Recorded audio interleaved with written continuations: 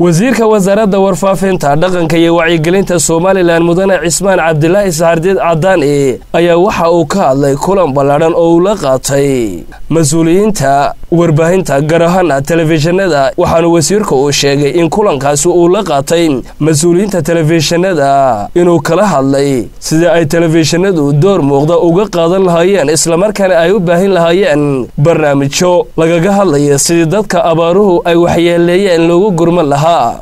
haddii la yiraahdo Britul galabnimada 6 laga bilaabo TV-yada dalka ka shaqeeya oo dhan waxa la isla qaatay in laga hadlo arrinka abaaraha wasaaradda warfaafinta aanu ku galnay 6 ilaa iyo 8 habeenimo abaaraha laga hadlaya nus saaco wara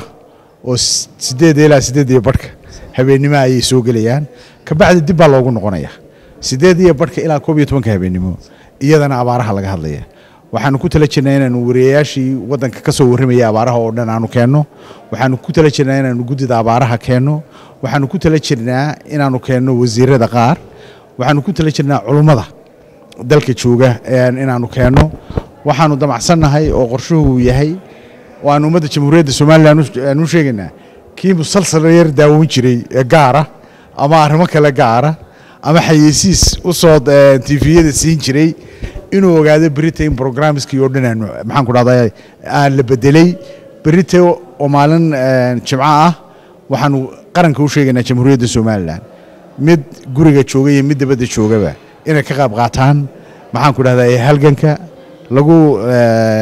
lagu dadaaliyo sidii loo taakulayn lahaa walaalaheena jamhuuriyadda Soomaaliland ee abaaruhu la soo joogsadeen